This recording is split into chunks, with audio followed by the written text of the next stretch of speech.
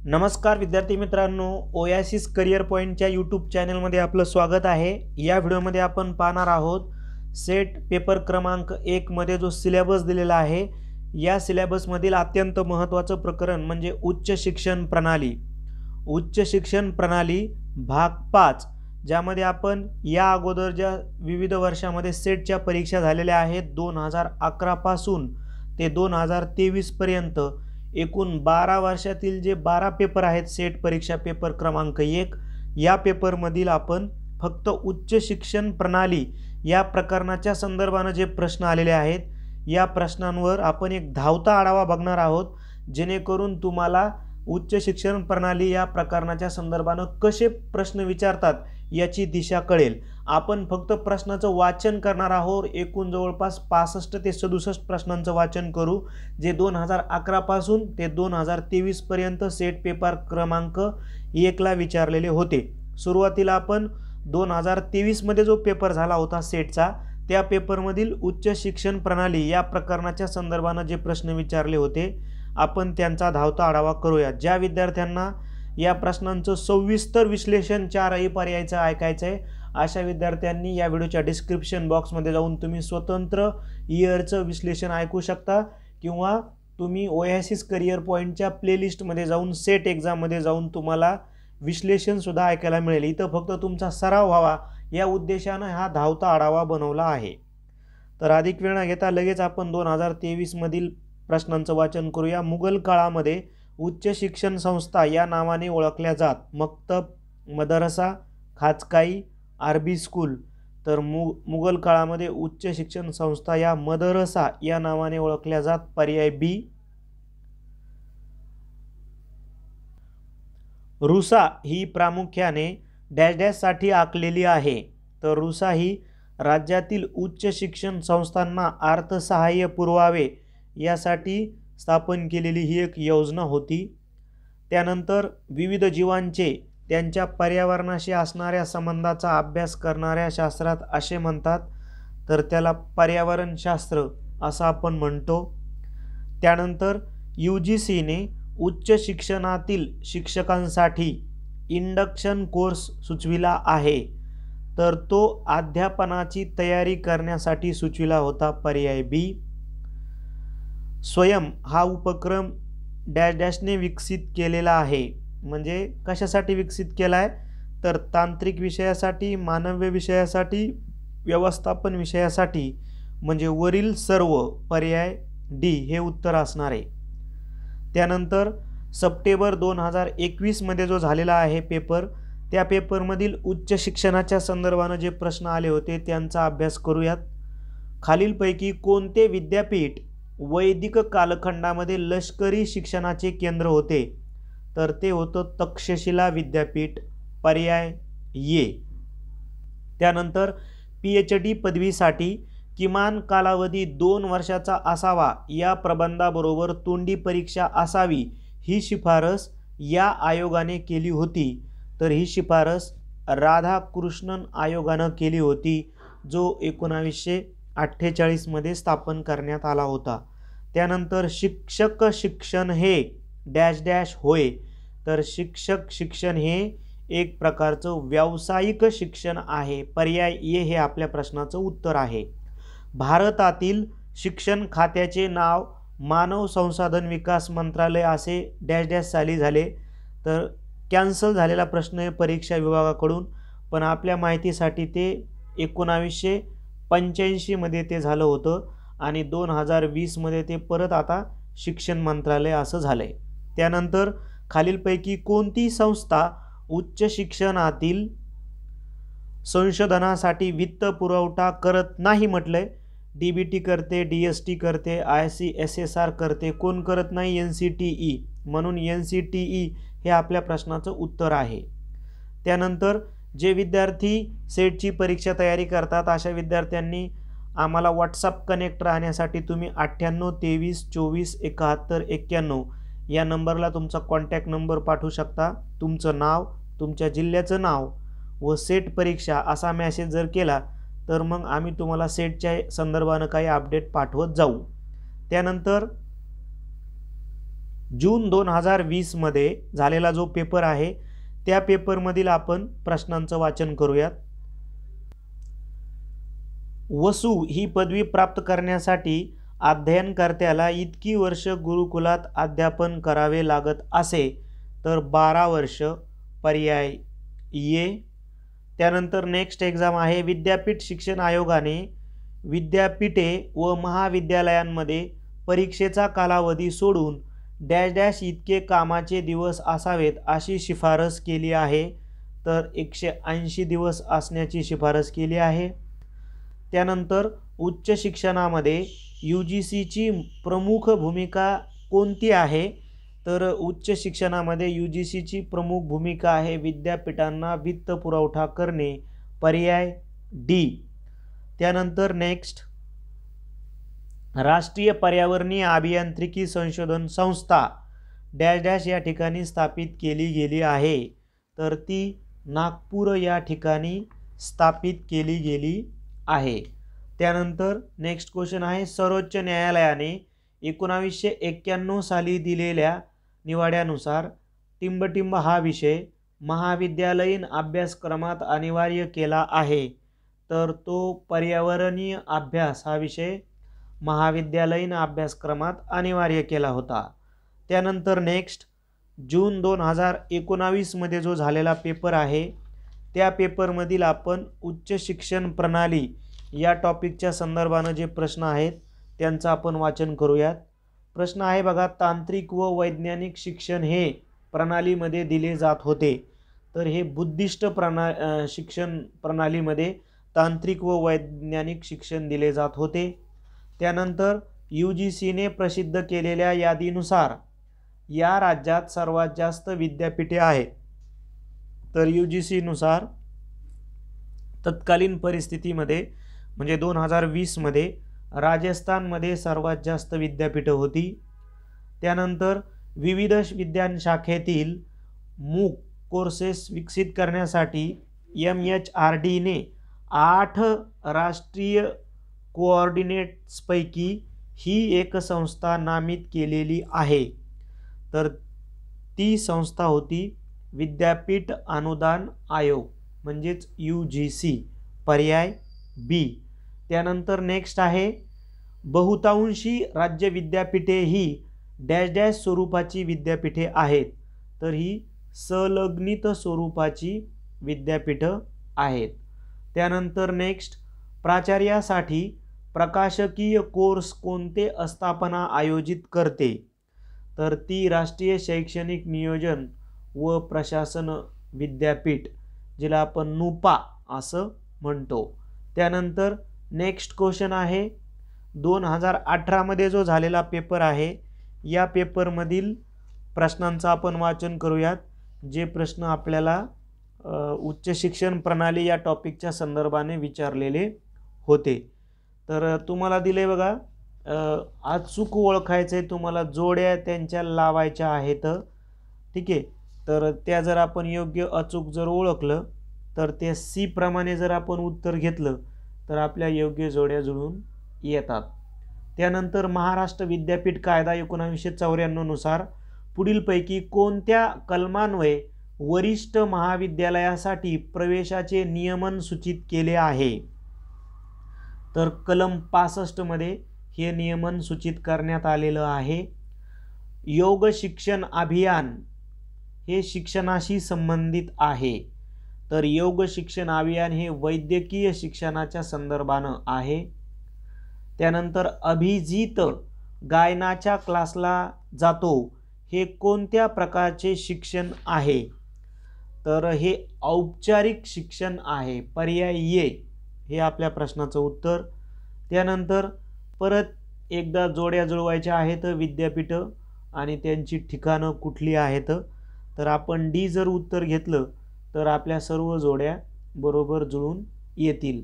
त्यानंतर ICSSR चा पूर्ण विस्तार काय आहे तर Indian council of social science research असा त्याचा पूर्ण विस्तार आहे। आता 2017मध्ये जो पेपर झाला होता त्यामधील आपण उच्च शिक्षण प्रणाली टॉपिकच्या प्रश्नांचं वाचन करूया. प्रश्न आहे बघा, शैक्षणिक धोरण 2016मध्ये कोणते 5 स्तंभ असण्याची अपेक्षा व्यक्त करण्यात आलेली आहे? तर उपलब्धता, परवडणारे शिक्षण, न्याय, मांडणी, दर्जा आणि उत्तरदायित्व. पर्यायी ए, मानवामध्ये सुप्तावस्थेत असलेल्या दैवी पुनरुत्वाचे प्रकटीकरण म्हणजे शिक्षण होय, अशी शिक्षणाची व्याख्या यांनी केली. तर अशी शिक्षणाची व्याख्या स्वामी विवेकानंद यांनी केली होती. त्यानंतर विद्यापीठ कायदा 1994 मधील कलम व त्यातील तरतुदी ओळखायच्या आहेत. आपण जर बघितलं तर सी आणि डी हे दोनही बरोबर येणार आहे. त्यानंतर नेक्स्ट, सॅम पित्रोदा यांनी डॅश डॅश म्हणून काम पाहिले आहे. तर सॅम पित्रोदा यांनी राष्ट्रीय ज्ञान आयोगाचे अध्यक्ष म्हणून काम पाहिलेले आहे. त्यानंतर नेक्स्ट, पशुवैद्यकीय शिक्षण हे या शिक्षणाशी निगडित आहे. तर पशुवैद्यकीय हे वैद्यकीशी निगडित आहे आणि कृषीमध्ये पण त्याचा समावेश होतो, कारण कृषीमध्ये सुद्धा पशुपालन व्यवसाय येत असल्यामुळं ते दोन्ही उत्तरं परीक्षा विभागानं दिले आहेत. AICTEचा पूर्ण विस्तार काय आहे? तर AICTEचा पूर्ण विस्तार आहे अखिल भारतीय तंत्रज्ञान शिक्षण परिषद, जिला आपण all India council of technical education असं म्हणतो, म्हणजे सी हे उत्तर आहे. त्यानंतर 2016मध्ये जो पेपर झाला होता, या 2016च्या पेपरमधील प्रश्नांचं वाचन करूयात. भारतीय विद्यापीठातील विद्यावाचस्पती संशोधनासाठी खालीलपैकी कोणते ई भांडार आहे? तर ते आहे शोधगंगा. पर्याय बी. खालीलपैकी कोणती संस्था उच्च शिक्षणातील धोरणांची निश्चित करत असते? तर उच्च शिक्षणातील धोरणांची निश्चित करते MHRD, आता त्याला आपण शिक्षण मंत्रालय असं म्हणू. त्यानंतर भारतातील उच्च शिक्षणाच्या मूल्यांकनाची व अधिस्वीकृतीची जबाबदारी खालीलपैकी कोणती संस्था करते? तर ती संस्था करते NAAC. पर्याय बी. UGCच्या 10 बिंदू CBCS पद्धतीमध्ये श्रेणी A+ म्हणजे काय आहे? तर त्यानुसार श्रेणी A+ म्हणजे उत्तम. पर्याय सी. एकक की जे शिक्षण क्रमाचे मापन करते ते काय आहे? तर श्रेयांक, क्रेडिट. भारतातील पहिले मुक्त विद्यापीठ कोणतं आहे? तर भारतातलं पहिलं मुक्त विद्यापीठ आहे डॉक्टर BR आंबेडकर मुक्त विद्यापीठ, हैदराबाद, ज्याची स्थापना 1982ला झाली होती. 2015मध्ये जो पेपर झाला होता, या 2015 मधील पेपरच्या प्रश्नांचं आपण आता वाचन करूयात. प्रश्न आहे, खालीलपैकी कोणती संस्था उच्च शिक्षणाचे नियमन करते? खालीलपैकी कोणती संस्था उच्च शिक्षणाचे नियमन करते? तर UGC. पर्याय सी. त्यानंतर उच्च शिक्षणातील शिक्षकांच्या व्यावसायिक विकासाची जबाबदारी खालीलपैकी कोणाची आहे? व्यावसायिक विकासाची जबाबदारी तर ती आहे UGC आणि ASC, म्हणजे पर्याय सी हे आपल्या प्रश्नाचं उत्तर आहे. त्यानंतर नेक्स्ट आहे, जगातील प्रथम मुक्त विद्यापीठाची स्थापना केव्हा करण्यात आली होती? तर 1969ला इंग्लंडमध्ये मुक्त विद्यापीठ जगातलं पहिलं स्थापन झालं होतं.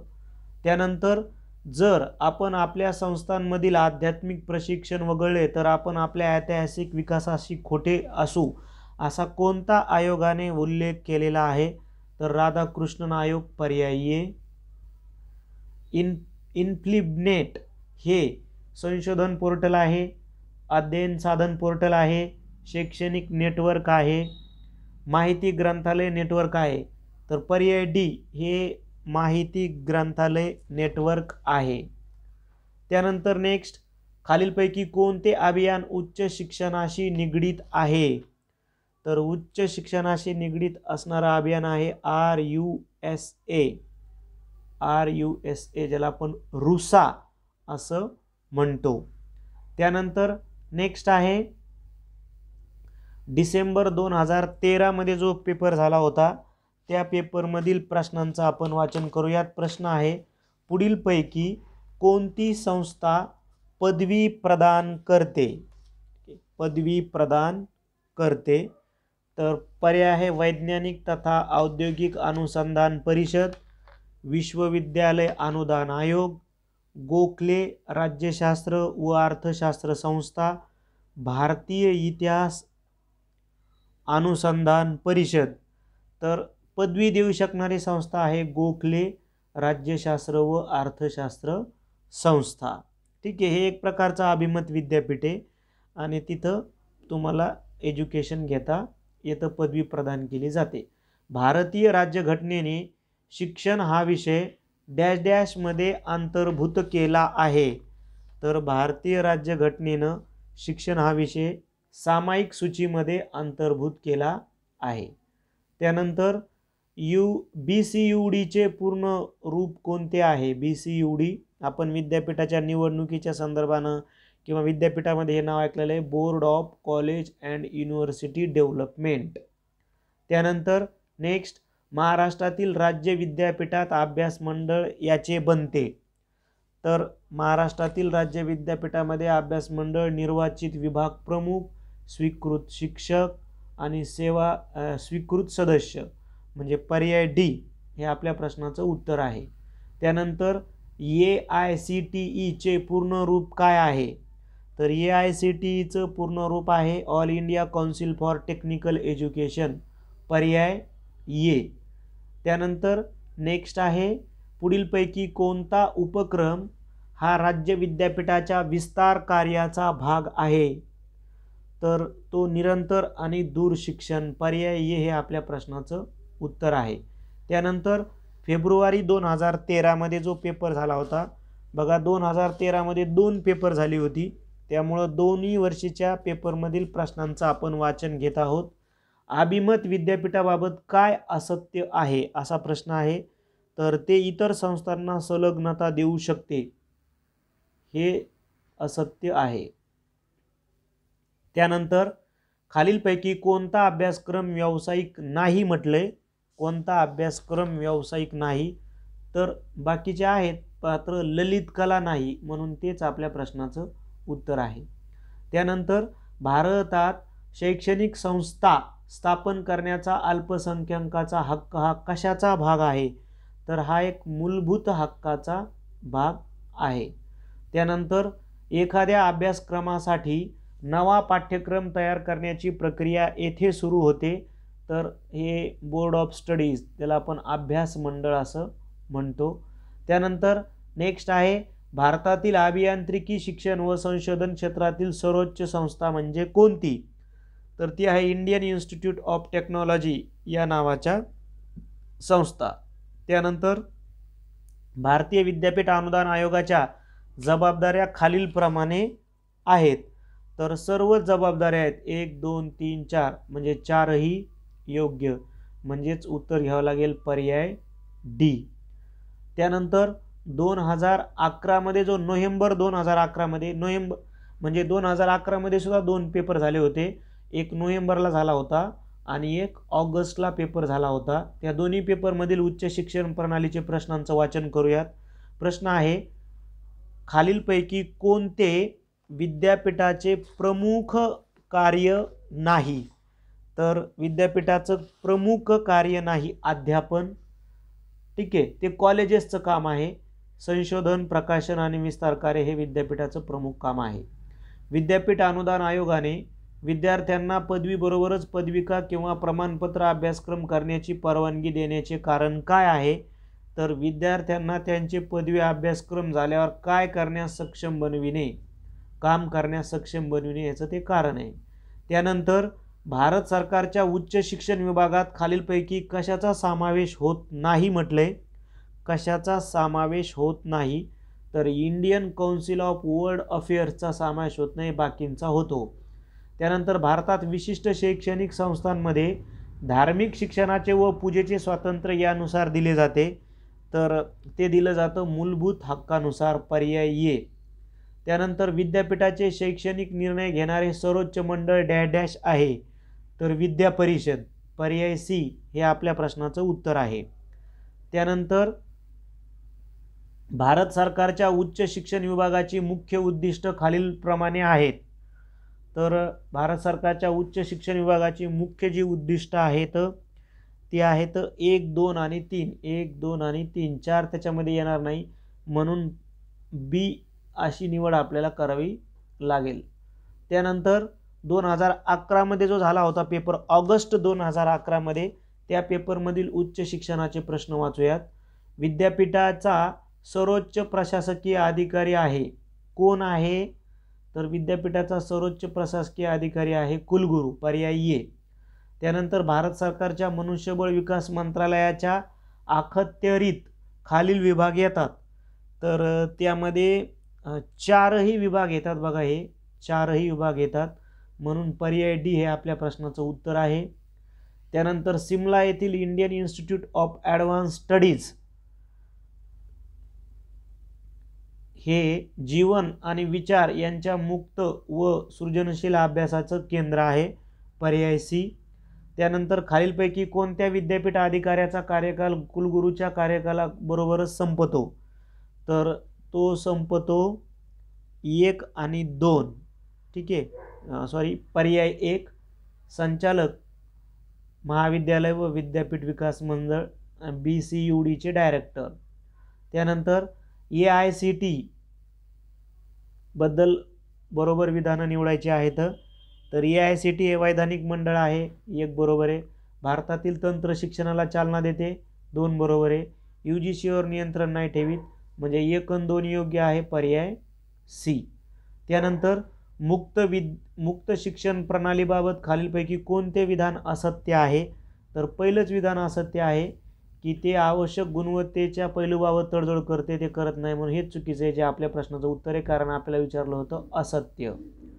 अशा पद्धतीनं आपण मागील 12 वर्षामधील ज्या प्रश्नपत्रिका होत्या, या प्रश्नपत्रिकामधील आपण उच्च शिक्षण प्रणालीच्या प्रश्नांचा एक धावता आढावा घेतला.